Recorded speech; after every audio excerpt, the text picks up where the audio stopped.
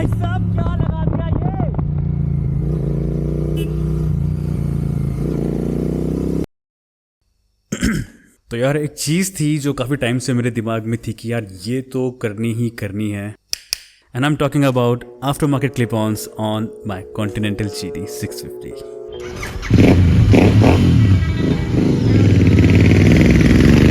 सो hey guys, welcome back. कैसे हो आप लोग? I hope you are doing well. And ये चीज़ मेरे दिमाग में काफ़ी टाइम से थी, जो मैंने भी बताया कि मुझे एक आफ्टर मार्केट क्लिप ऑन लगाना था अपनी बाइक में। ऐसा तो ये मॉड बहुत ही यूजलेस है वैसे, क्योंकि ऑलरेडी तुम्हें पता GT में क्लिप ऑन हैंडल बार्स आते हैं, बट मुझे पर्सनली वो देखने में उतने अच्छे नहीं लगते। एक प्रॉपर जो अपनी रेट्रो स्टाइलिंग की आफ्टर मार्केट वाली फील आती है वो मुझे उसे देख के नहीं मिलती। तो इसीलिए मेरे दिमाग में काफ़ी टाइम से था कि एक आफ्टर मार्केट क्लिप ऑन अपनी बाइक पे होना ही चाहिए।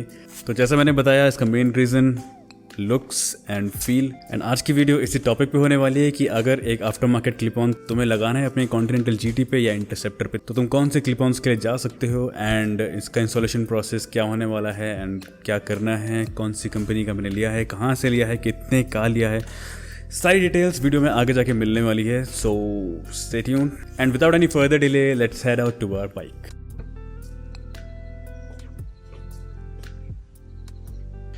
Mic test. All set to go.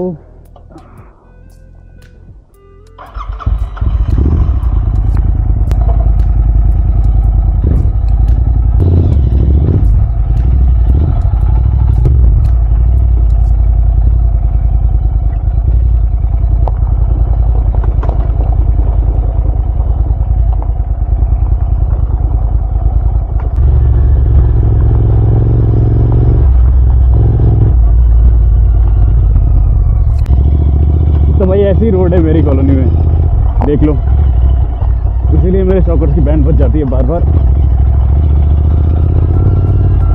तो guys, welcome to Dehradun. And यार रोड अभी मेरे कॉलोनी में रोड बनी नहीं है ढंग से, टूटी फूटी रोड है। हार्डली 400-500 मीटर्स की मेरी कॉलोनी से बाहर निकलने का रास्ता रहता है, उसके बाद प्रॉपर रोड रहती है। चलो चलो चलो चलो चलो चलो चलो भाई ब्लैकी।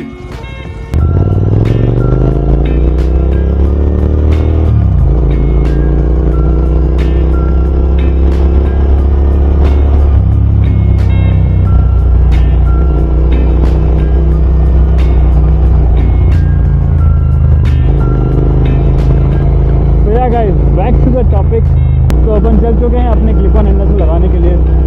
एंड आरी सेंटर पे मैंने बात करी थी, तो वहाँ पे उन्होंने सीधा मना कर दिया कि वो कोई आफ्टर मार्केट एक्सेसरीज को इंस्टॉलेशन पे नहीं लाते हैं। बट मैं बताऊँ, अगर आपके पास जुगाड़ है, यानी आपका वहाँ पे कोई जानने में बंदा है या कुछ भी आपका सोर्स है अगर आरी में, तो डेफिनेटली वो ये काम करते हैं। मैं काफ़ी लोगों से पूछा है एंड मैंने देखा भी है काफ़ी सारे ब्लॉग्स में, काफ़ी सारे वीडियोज़ में कि लोग ये काम करवाते हैं। आफ्टर मार्केट एक्सेसरीज, ऐसा मे बी एग्जॉस्ट या फिर एयर फिल्टर लगाना है, कुछ भी करना है, वो अपने वहाँ पे लेके प्रॉपर आराम से फिटिंग कराते हैं। बट आपकी उसके लिए जान पहचान वहाँ पे होनी चाहिए, दैट्स द कंडीशन। तो वहाँ से पता साफ हो चुका है। तो अभी मैं जाऊँगा एक अपने वर्कशॉप है जो आरी के बाइक पे काफ़ी काम करते हैं वो लोग, बट उनका थोड़ा मुझे कॉस्टली लगता है। स्टिल अभी मेरे पे कोई ऑप्शन नहीं है उनके अलावा कहीं और जाने के लिए, क्योंकि वही मेरे घर से नियरेस्ट पड़ते हैं। तो चलो वहाँ चलते हैं, देखते हैं क्या अपना कैसे एक्सपीरियंस रहता है, कितना खर्चा आता है।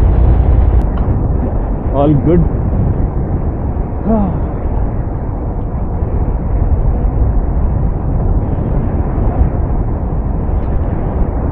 तो अब बात करते हैं जो क्लिप ऑन्स मेरी बाइक पे ऑलरेडी लगे हुए हैं। ये वैसे ठीक हैं, मतलब क्वालिटी वाइज ये उन आफ्टर मार्केट से डेफिनेटली बेटर हैं, sturdy and hard and heavy as well. But इनके लुक्स मुझे थोड़े इतने पसंद नहीं आते हैं। अगर तुम ध्यान दो तो मैंने ये ऑलरेडी लोअर करे हुए हैं, ये नहीं तो ये आपका इधर होता है और ये हैंडल आपका नहीं तो इतना ऊपर रहता है। मैंने ऑलरेडी इसको काफ़ी टाइम से, करीब 1.5 साल से नीचे करा हुआ है। एंड काफ़ी लोग बोलते हैं कि आफ्टर मार्केट लगाने में वो सेफ़ नहीं होते, क्योंकि इसमें क्लिप होती है एक यहाँ पे जो कि हैंडल बार्स को इंटैक्ट रखती है अपनी पोजीशन पे, ताकि वो ऐसे चलाते टाइम कभी झटका लगने से आगे पीछे ना हो जाए। तो उसके लिए मैं बोलना चाहूँगा कि देखो, मैं ये ऑलरेडी लोअर करके चला रहा हूँ एंड एक minute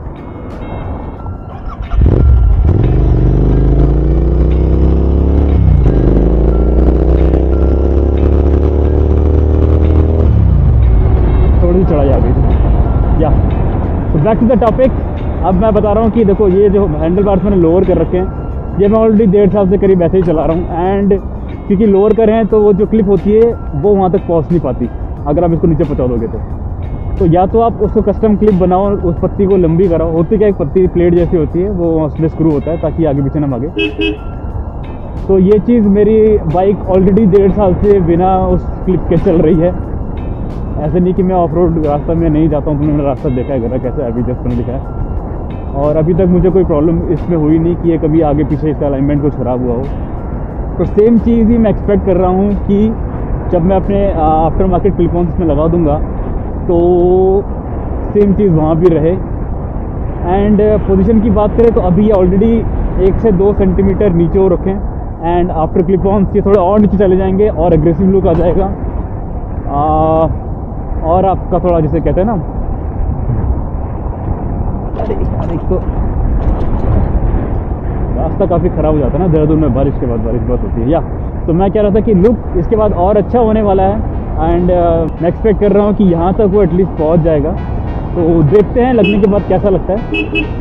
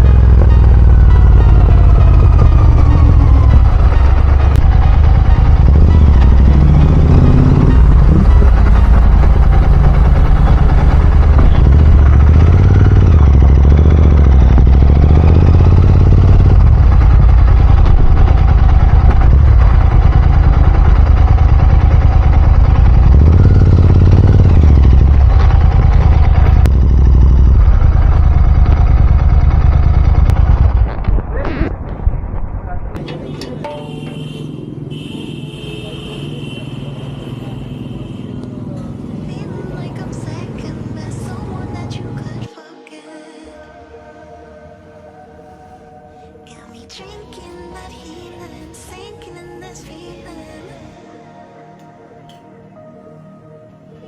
Leave me the time, giving me the signs of life. Making you are clear, but you're gonna leave me in the deep.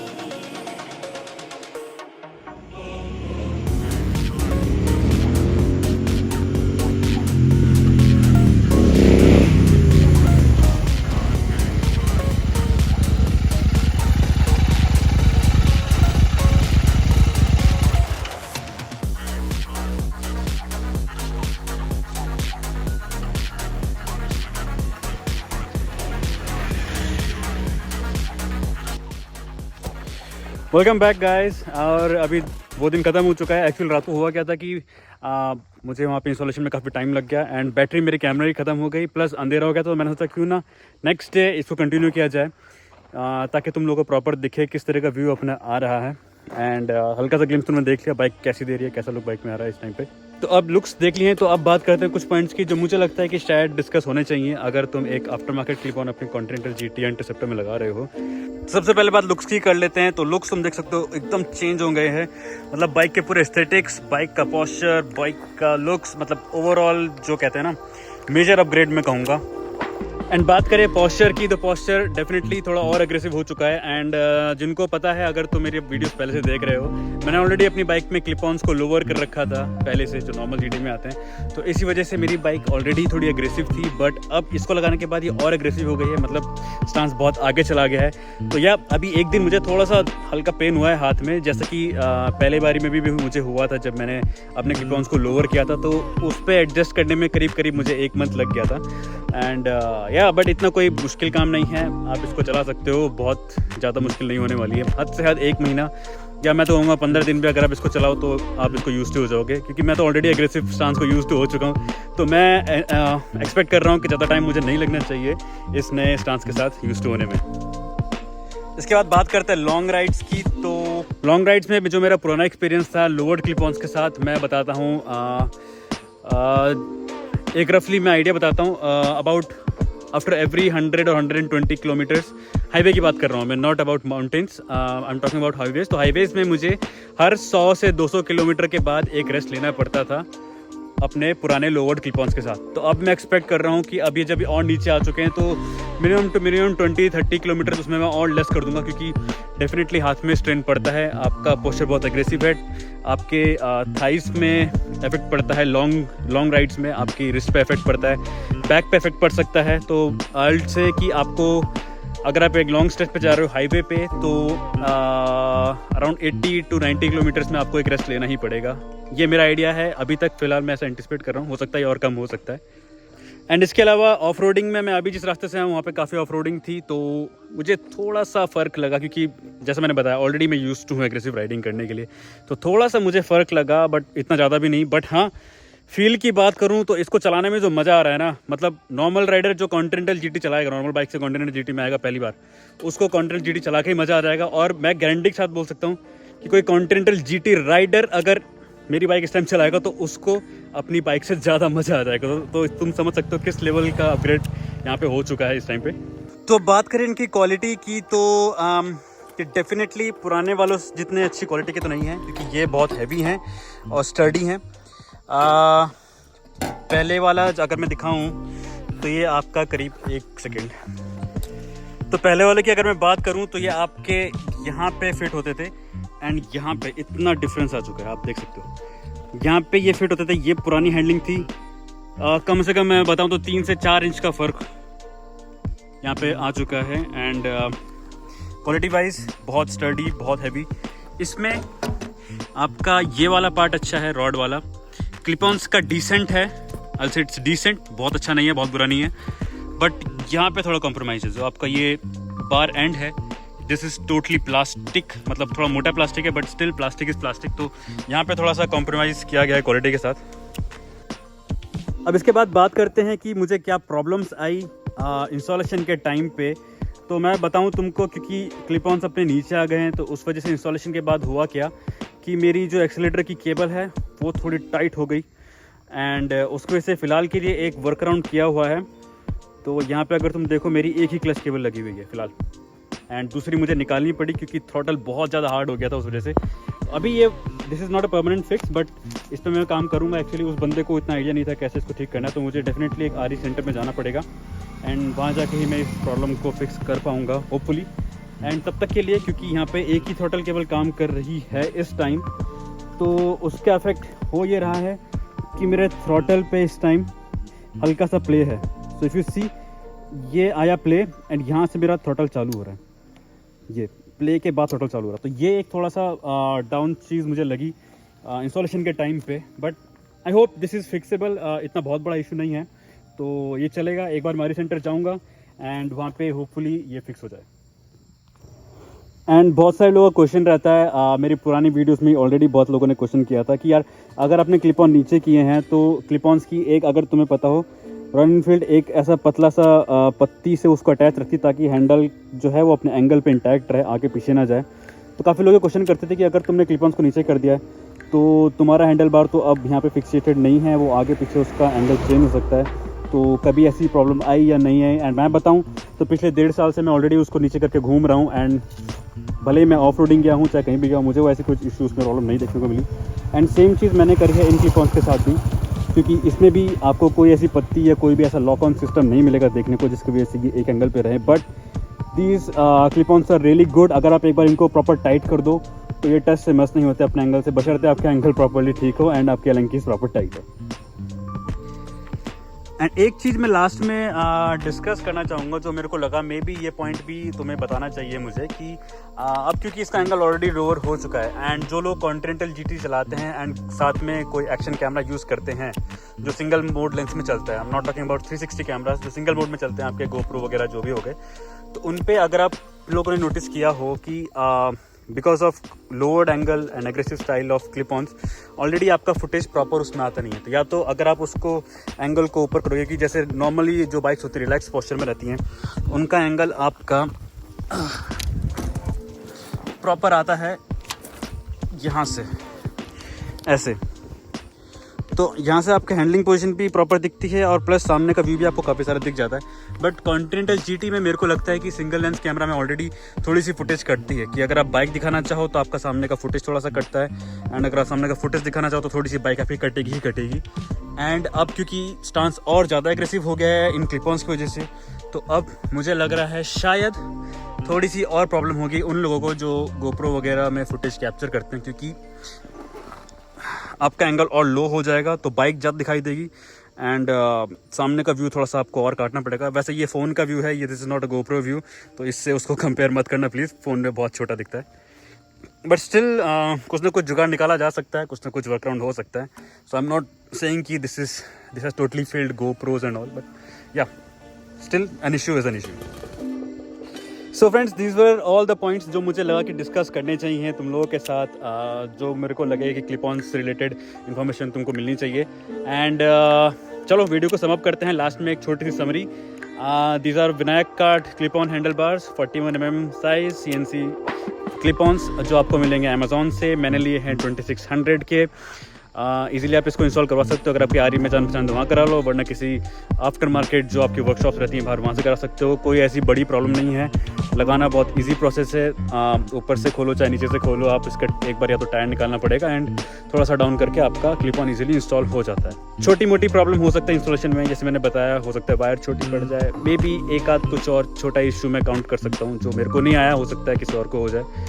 Looks के मामले में इट्स अ मेजर अपग्रेड, बहुत बढ़िया लुक आ रहा है। अगर मैं इसमें थ्रॉटल दे रहा हूँ इतना अमेजिंग फील आ रहा है, मतलब it's out of the world. Down side it's obvious, आपके लॉन्ग राइड्स में थोड़े से किलोमीटर्स कम होने ही होने हैं, क्योंकि डेफिनेटली आप इस इतने एग्रेसिव स्टांस का इतना लंबा राइड हर किस नहीं कर सकते हो। Quality wise these are decent and last point that I discussed was कि GoPros के साथ आई थिंक थोड़ी प्रॉब्लम हो सकती है। मैं Insta360 यूज़ करता हूँ तो उसमें तो कोई प्रॉब्लम नहीं है, मैं जितना मर्जी चाहे उसमें एरिया डाल सकता हूँ, कितना भी बड़ा एरिया कवर कर सकता हूँ। तो yeah I think these are pretty much all the points that I have discussed and so yeah let's end this video here. I hope you like the video.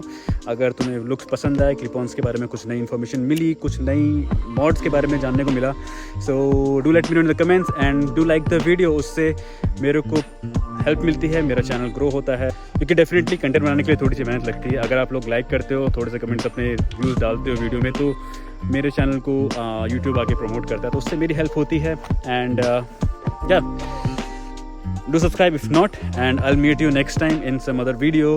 Bye bye.